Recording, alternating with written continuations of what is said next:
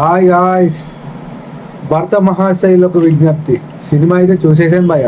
Director by Kishore Tirumala గారు, actor by Raviteja గారు, ఆశికా రంగనాథ్ గారు, డింపుల్ హయాతి గారు, సునీల్ గారు, వెన్నెల కిషోర్ గారు, సత్య గారు, ఇంతమంది ఉన్నారు ఈ సినిమాలో. కిషోర్ తిరుమల గారు ఇంతకు ముందు కొన్ని సినిమాలు తీసారు భయ్య.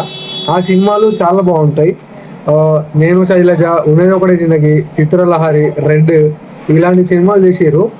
దానిలో మంచి సక్సెస్ కూడా వచ్చినాయి కొన్ని సినిమాస్. ఈ సినిమా మొత్తం కామెడీ కోసం తీసినట్టున్నారు భయ్య. థియేటర్లో ప్రతి ఒక్కరూ చాలా బాగా ఎక్కువగా నవ్వుకున్నారు.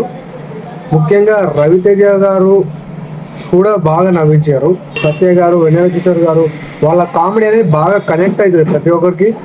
చాలా ఎంటర్టైన్మెంట్గా ఉంటుంది మొత్తం. 90s సినిమాలో రోహన్ ఉంటాడు కదా, ఆయన కూడా ఉంటాడు ఈ సినిమాలో. 90s సినిమాలో ఉన్న రోహన్కి రవితేజ గారి పక్కన కొన్ని సీన్స్ ఉంటాయి. ఆ సీన్స్ కూడా బాగా వర్కౌట్ అయ్యాయి. సినిమాలో సాంగ్స్, బ్యాక్గ్రౌండ్ స్కోర్ కూడా చాలా బాగుంది భయ్య. ఆశికా రంగనాథన్ గారు చాలా బాగా యాక్టింగ్ చేశారు. నాసామి రంగంలో కొన్నేళ్ల క్రితం నాసామి రంగ సినిమాలో కూడా చాలా అద్భుతంగా యాక్టింగ్ చేశారు ఆమె. నెగిటివ్ విషయానికి వస్తే క్లైమాక్స్ చాలా వీక్గా, చాలా సింపుల్గా వెళ్ళిపోయింది అనిపించింది నాకైతే. కొన్ని సీన్స్ అయితే ఇక్కడ జరుగుతున్న జంప్ అయిపోయి ఉంటుందేమో అనిపిస్తుంది. అటుంటాయి కొన్ని సీన్స్, అరే ఎక్కడ పోయిందిరా ఈ సీను అనిపిస్తుంది. అలాంటి సీన్లు కొన్ని ఉన్నాయి.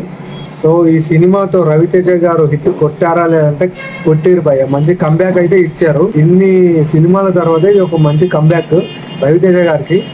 చాలా ఎంటర్టైన్మెంట్గా ఉంటుంది సినిమా. మంచి మాస్గా ఉంటుందని వెళ్ళకండి థియేటర్కు, ఎందుకంటే మాస్ సినిమా కాదు, ఒక క్లాస్, ఒక కామెడీ, ఒక ఎంటర్టైన్మెంట్ సినిమా ఇది.